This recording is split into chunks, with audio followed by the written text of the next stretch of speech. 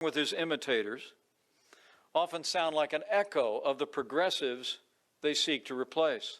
Former Vice President Mike Pence chiding his presidential rivals in a speech warning of the rise of populism in the Republican Party. The Trump campaign contends the GOP has changed for the better. And, quote, President Trump's victory in 2016 exposed the massive divide between voters around the country and the establishment Beltway insiders who made terrible trade deals, allowed our southern border to become overrun, and never missed an opportunity to play world cop. Pence criticized Republican candidates for ignoring debt and entitlements, advocating for a U.S. withdrawal from international affairs, and leading campaigns against American businesses. The governor of Florida still justifies using the power of the state to punish a corporation for taking a political stand that he disagreed with. And one of the president's populist proteges actually advocated a 59% inheritance tax. That a reference to challenger Vivek Ramaswamy. DeSantis' press secretary says, quote, no matter if he has to fight the Biden administration, deep-pocketed advocacy groups, or woke corporations, Governor DeSantis will always stand up for families and children in the face of the left's gender ideology onslaught.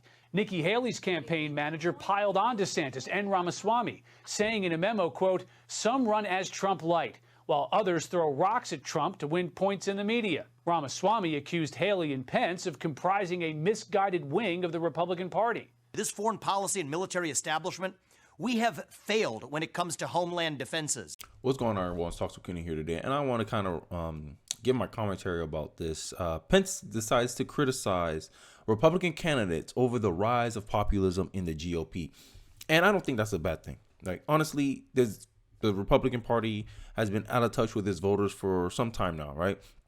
And in the intro of the video, I already played you the clip of, Pence and some of the pushback that Pence was getting for his comments. Is that the Republican Party has, how you say it, a reputation of being very passive and holding people accountable. Because at the end of the day, I see it as a two-way street, right? What's the point of principles if you cannot defend them, right? For instance, with the Ron DeSantis, because I voted for Ron DeSantis. And one of the major reasons why is because he's willing to hold these big corporations accountable. Republicans talk about limited government, right? Because Pence's argument is that these populist Republicans aren't really conservatives. And I'll say they are. They're more conservative than I think he is, right? Because I think conservatism, its true calling, is about protecting the interests of its people, right? So in my argument, what are you doing to protect the American people? Because at the end of the day, as a populist, you care about, you have to have an interest group. That's one of the main concerns of populism. Populism is bottom up, not top down, right? That's more authoritarian than populist. Populist is saying, hey, I'm representing the will of the people. The people don't want to go to war. The people don't want tax dollars going to Ukraine. Who funds the government? The people do. So shouldn't the people have a bigger sway and influence over what the establishment should be projecting or representing? This is a republic, goddammit. Like, you're supposed to represent the interests of your people, not tell them what they're supposed to think about candidates. And this is the difference between a populist and some of this establishment GOP, is that they think it can sit here and talk down to people and tell people, hey, this is what you're supposed to think. Look, this ain't the Democratic Party, Mike Pence. I had to throw that shot out there because, the Democrat Party tells their voters what to do. Ain't like that. Ain't like this over here. And this is one of the reasons why I vote Republican, because I see the conservative voters, they're not scared to, oh, you don't want to get in line? Okay, we ain't going to vote for you. It's hard to tell conservatives exactly what to think and how to think about things. This is why this is why Republicans get the reputation. It's Achilles' heel. The reason why Republican parties don't get anything done is because they don't march in lockstep towards one direction. And I can show you a few examples. For instance, Kevin McCarthy is grappling with reluctant GOPers over the Biden impeachment query, right? And some people are calling this spineless. The Republicans don't do anything. And this is why populism is rising in the Republican Party. Because people want representatives that actually represent what they want in society. And you guys here telling, oh, this is what we kind of do. But like I said, you got to take the good with the bad. The good thing about the Republican Party is we're not a monolith. Like, just because you see one Republican doesn't mean you saw all Republicans. That's how the Democrats are. But over here on the Republican side, everyone has their little disagreements. And because of that, we can't get things done in unison, right? Other than you see the Democratic Party, they're able to throw out impeachments against Donald Trump because they march in lockstep. Because one thing they all agree on, they must have the power.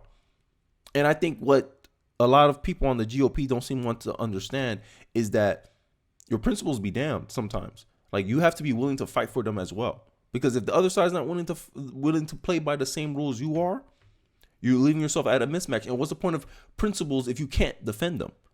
This is the populist message. This is why Vivek is popular with the younger crowd. Because at the end of the day, look, a lot of people, I made a video, a live stream saying 10 reasons why you should vote Republican, right? A lot of people say, I don't want to vote for the Republican Party, this and that. And my argument has always been, so you're just going to let the country dissipate? So you're just going to quit on your ideal society? It's better to get a percentage of something than nothing, right? Right? To me, people who are like, oh, both parties are bad, that's easy to say. That's like me saying every country is bad. What's the point of living here? It's worse than here. You can make the same argument about people as well. Oh, this person ain't perfect. This person ain't perfect. If you're sitting around running for perfect, then you're trying to justify your passiveness. That's just how I take it. But one of the reasons why I think I like the Republican Party more than the Democrats, because I willingly concede that I can influence the Republican Party more than I can influence the Democratic Party. Because the Democratic Party operates top down. Look at the polls for the Democratic Party. The Democratic voter says only 43% of them want Joe Biden to rerun for to become a Democrat nominee. What did the DNC do? The Democratic National Committee do? They say we ain't gonna endorse any other candidate but Biden, essentially forcing the voters to just vote for Biden. Essentially, the authoritarian Democrats are telling you, no, you must vote for this guy. Even though majority of you don't want him to rerun, we want him to run, so you're going to vote for him. And in my head, I'm like, if a party tell me that, I'm revolting. I'm voting for the other side in spite of that, just to teach you a lesson. But it seemed like Democrats, they don't have that, the Democratic populists, they don't have that fire to do that because, in the day, they care about power. They want their leadership, their bad leadership. Look what's going on in California. 700,000 people left California. A lot of tax dollars left that state. Highest regulated state in the union. Worst place to start a business is in California. But, oh no, he's a Democrat. All you care about, it seems like all Democratic voters care about is branding. But hey, if you disagree with me, let me know in the comment section. I can take disagreements, right? Another reason, Mike Pence, that populism is rising in the Republican Party is that people are getting prosecuted for their religious beliefs. There's no religious liberty anymore. Because I'm making this point because Pence portrayed himself as a Christian, God-fearing man. And the way he's doing about things, it's more like justifying his cowardice. This is how I'm taking it. Now, people can get mad, but this is how I'm taking it. Is that you're not willing to fight for your beliefs. You're not willing to say, hey, religious liberty matters in this country. But you're not fighting for that actively. You're just saying, oh, I don't want to use state power to hold a business accountable. Limited government. Hey, business, this is your lane. Stay in your lane. Because at the end of the day, state's power, the state is meant to establish law and order. And in my view, in my vision of government and my limited government perspective as a conservative, is that business operate in the business lane.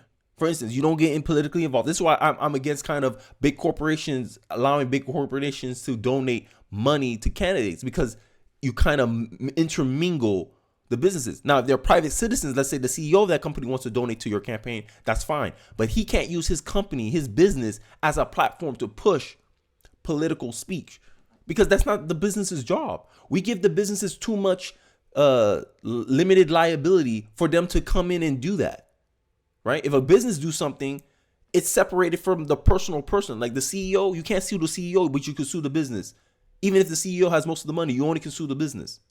We segment that in our limited liability legally. We separate business from the individual, is because we understand, hey, business have to operate with limited liability for business to fully operate.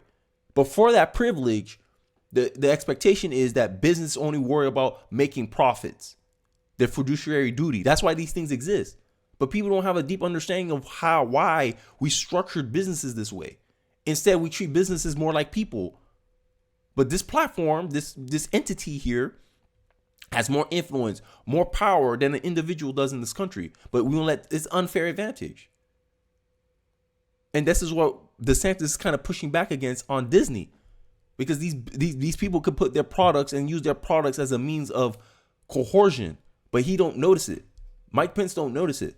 Mike Pence don't notice that a form of socialism is slowly taking over this country. It's called corporatism, crony capitalism, where the business and government are intermingling with each other. Look at Twitter. All you have to look at Twitter. Look how the government is essentially using corporations as a fourth branch of government, like lapdogs, like henchmen. But then he wants to criticize Ron DeSantis because Ron DeSantis is doing everything in his power to kind of push back against this stuff. But he said, oh, my principle says we shouldn't interfere just because they disagree with political speech. No, I see it as Ron DeSantis is holding Disney accountable. Oh, you want to be a political actor? Then I'm gonna be able to play political games with you because you stayed out, you crossed the lane. The Republican Party, as it stands today, seems to have no establishment of boundaries. And this is why populism is rising in your party, Mike Pence. This is why the younger voters, regardless if if they want to concede it or not, I'm the future of the party. People like me are the future of the party. Like, because we ain't for this issue anymore. Like we saw you generations after generations losing, and then Trump come on the scene and he wins against all your expectations, and y'all still don't get it, right? Trump asks lawsuits to bar candidates from CO ballot, absurd conspiracy theory, right? Look, this is why they're prosecuting the man, because he's the only one willing to fight for what he believes in. He believes in America can be better than it is today. That's Trump's vision, and you're sitting here criticizing it instead of trying to understand it. And this is why I'm always shocked why Trump has such high polling. Legacy media has the same problem. They're legacy media for a reason. They're from the previous generation. They're lagging behind what's going on. They're a lagging indicator. And by the time they realize, it's going to be too late. Former Donald Trump has been indicted 4 times this year, and it's once again shocking legacy media outlets as he's polled in a statistical tie with President Joe Biden. I want to see how Mike Pence polled against Joe Biden. I want to see how the other candidates poll against Joe Biden. Right? I don't know. I just didn't like the remarks. He trying to make it seem like populism is some bad, icky thing. Bro, populism is the only reason the Republican Party is still relevant in 2023 today.